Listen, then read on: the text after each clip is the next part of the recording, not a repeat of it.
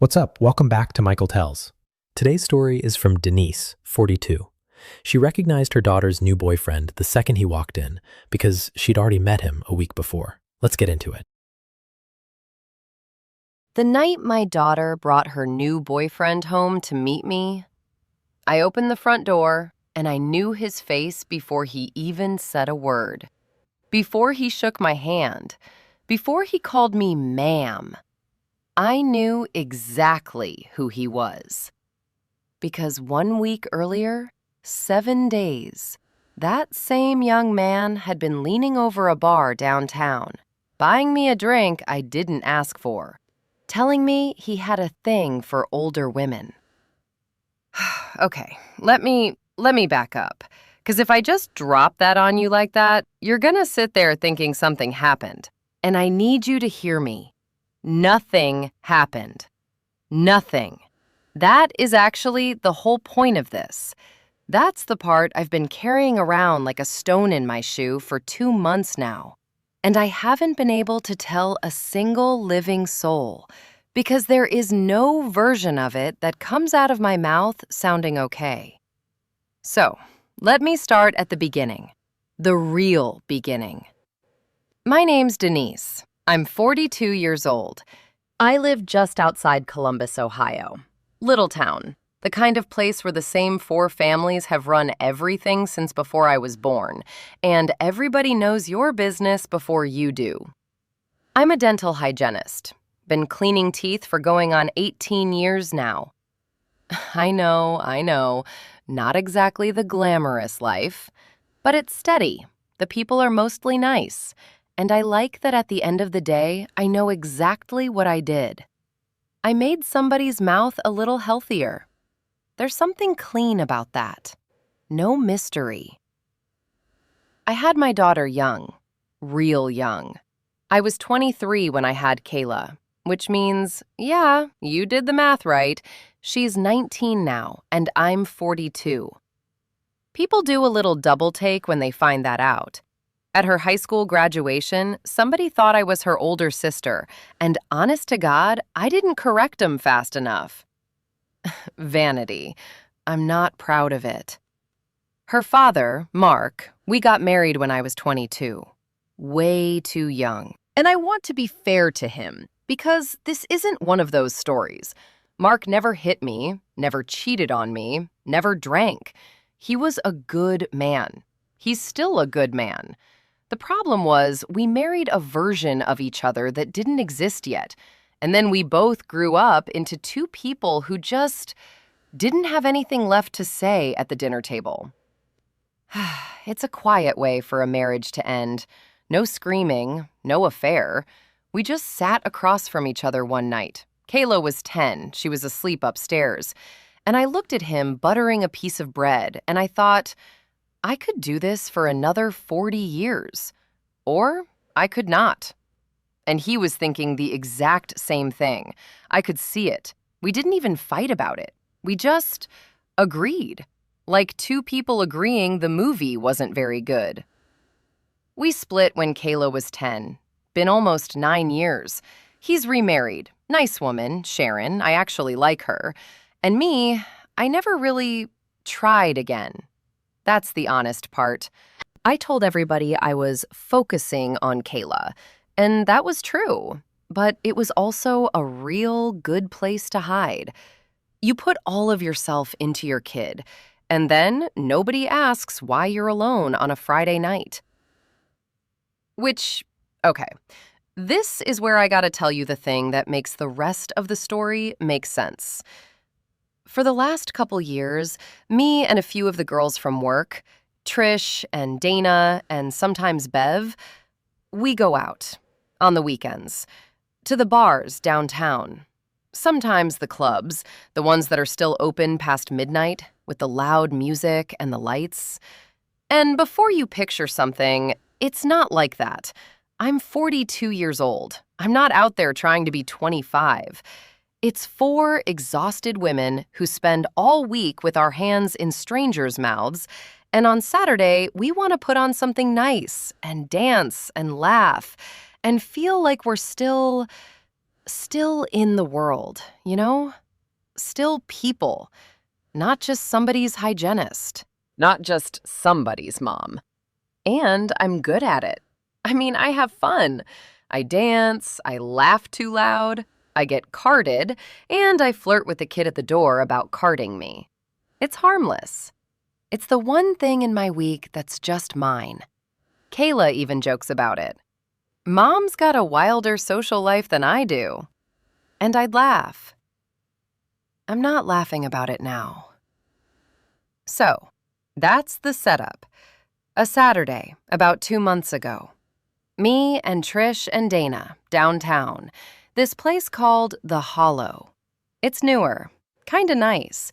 The lighting's blue, and everybody looks better than they are. And I'm standing at the bar waiting on a drink, and this young guy slides in next to me. And I mean young. Younger than I usually even register, honestly, 'cause they're not looking at me. They're looking at the 22-year-olds by the dance floor. But this one, he plants himself right next to me, and he goes, "Let me get that for you." And I said, "I've got it, thanks." And he goes, No, I insist." And he does this thing. You know the thing, where they lean in a little too close so you can smell the beer on them. And he starts talking. And Lord, could this kid talk. Told me his name. I'll get to that. Told me he'd noticed me from across the room. Told me, I'm just going to be honest with you. I've always been into older women. There's something about a woman who knows what she wants. 20-something years old, and he's always been into older women. Like he's got decades of data. And I'll be straight with you. A small, dumb part of me was flattered for about 4 seconds. You get to my age, a good-looking kid pays you attention, there's a little flicker. I'm human. But it went out fast, because he was drunk, and he was sloppy, and it was so clearly a line he'd run 40 times before. There was nothing behind his eyes. He wasn't seeing me. He was seeing a category. So I let him down easy. I laughed. I said something like, "That's sweet, honey, but I'm old enough to be trouble you don't want." And I patted his arm, and I turned back to my drink. Clear as day. No misreading it. And he took it fine. Shrugged, said, "Your loss," did the little cocky grin, and he walked off. And here's the part I remember most, the part that ended up mattering. About 10 minutes later, I looked across the room, and there he was, running the exact same routine on a group of girls half my age, leaning in the same way, same hand on the same kind of arm, buying the same drinks. And I remember thinking, there he goes. That's just what he is. And I didn't think about him again. Why would I? He was a Saturday. He was nobody, just a drunk kid with a line. His name was Cody.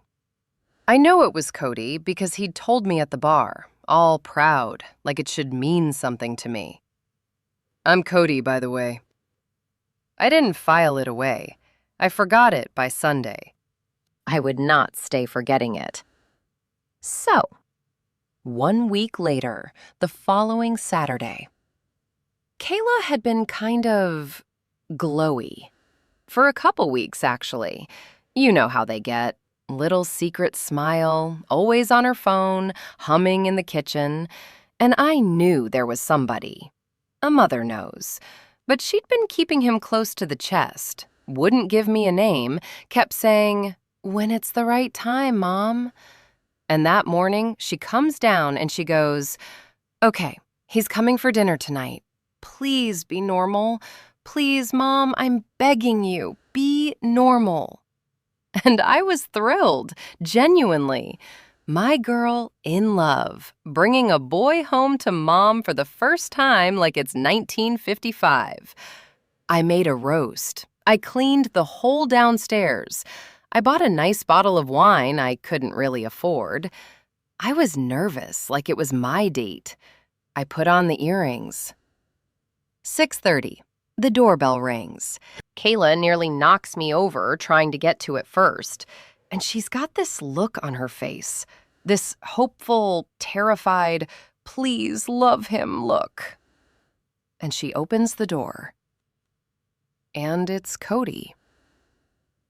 It's him, standing on my porch in a button-down shirt he clearly ironed, holding a little bunch of grocery store flowers, with his hair combed down flat. And for one full second, the whole world just went silent, like somebody hit mute on my own life, because I knew him. And this is the part that turned my stomach to ice. He knew me. I watched it hit him. I watched his face do the thing, that flash, that drop. His eyes went wide for just a half a second, and all the color kind of drained out from under his tan. He knew exactly who I was, the woman from the bar, the older woman he'd hit on and struck out with and walked away from to go work the younger girls. And my daughter, my sweet, glowing 19-year-old daughter, is standing between us with her hand on his arm, beaming, going, "Mom, this is Cody. Cody, this is my mom, Denise." And I had about 1 second to decide who I was going to be. And I'll tell you what I did. I smiled. I put my hand out and I said, "Cody, so nice to finally meet you. Kayla's told me so much." Smooth as anything, like my insides weren't falling down an elevator shaft. Because in that 1 second, I did the fastest math of my life, and the answer was, not now. Not in the doorway. Not with those flowers in his hand and that look on my daughter's face. Whatever this was, it was not going to detonate on her doorstep with her standing in the middle of it. So I shook the hand of the drunk kid who'd tried to buy me a drink 7 days earlier, and I invited him into my home, and I fed him my roast. And Lord, was that dinner something. On the outside, lovely. Just lovely. I asked him about his job. He does something with car sales. Does all right for himself, apparently. I asked about his family. He was polite. Kayla was floating. She kept shooting me these little glances. "Isn't he great, Mom? Isn't he?" And I kept nodding. "He's great, honey. He's great." And underneath the table, it was a completely different dinner. Because every time our eyes met, his and mine, there was this whole silent conversation happening. Him pleading, "Please don't. Please, lady, please don't say it." Me, just calm, watching him sweat through that ironed shirt. He knocked his water glass over once. His hands were not steady. He called me ma'am about 40 times, which he had absolutely not done at the bar. At the bar, I was gorgeous. At my table, I was ma'am. Same man, 1 week apart. And then the moment came, the way it always does. Kayla jumped up to do the dishes. Bless her, trying to make a good impression by making him look good. "You two chat. I got these." And she disappeared into the kitchen with the water running. And it was just me and Cody at my dining room table, alone. And I set down my wine, and I looked at him, and I dropped the whole nice act, just let it fall off my face. And I watched him realize it was coming. And I said, quiet so she couldn't hear over the water, I said, "We both know where I saw you last Saturday." And he opened his mouth, And I put my hand up, just a little, and I said, "You don't need to say anything. I'm not going to embarrass you in front of my daughter. I'm not going to embarrass her. But you're going to listen to me very carefully, one time." I said, "That girl in the kitchen is the best thing I have ever done in my life. And 1 week ago, you were drunk at a bar telling a woman my age you'd always been into older women. And when I said no, you walked 10 feet and started the same thing over with somebody her age." I saw all of it, Cody. I saw exactly who you are when you think nobody who matters is watching. He didn't say a word, just looked at his plate. And I said, "So here's how this goes. I think you should end it. Cleanly, kindly, soon. Because I promise you, whatever this is between you and my girl, it's not going to work. You and I both know it won't. And I would rather she cry now over a breakup than find out later exactly what I already know." And I braced for it. I braced for him to get defensive, to lie, to say it wasn't like that, to tell Kayla I was crazy, to blow the whole thing up. And he didn't. He just nodded, real small, looked at the table and nodded, like something in him already knew I was right. Didn't argue, didn't defend himself. Just, yeah, that was it. Yeah. And then the water shut off, and Kayla came bouncing back in with a dish towel going, "What'd I miss? What are you guys talking about?" And I smiled and said, "Cody was just telling me about his sister." And the evening ended real pleasant. Hugs at the door. "So nice to meet you, ma'am." Kayla walked him to his car and came back in glowing, threw her arms around me. "He loved you, Mom. He said you're so cool." And I held my baby girl and said, "He seems like a really nice young man, sweetheart." And I meant not one word of it. And then I waited. That's the part nobody tells you about. The waiting. Days went by. A week, 2 weeks, and nothing. And I started to think, God, did I do the wrong thing? Did I overstep?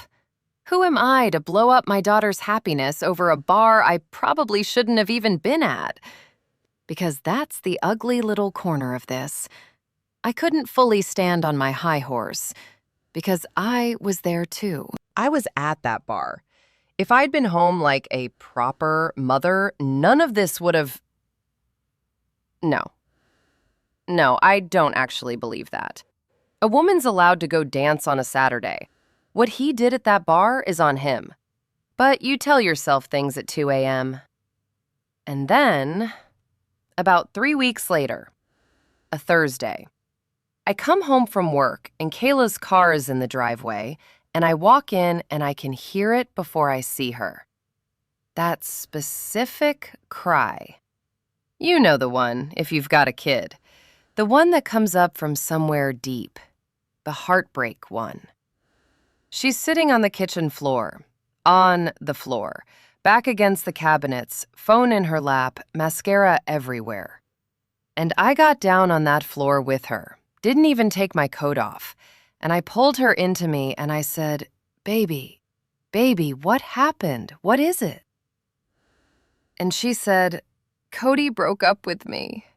And she just fell apart. "He said it wasn't gonna work. He said I deserved somebody who was ready.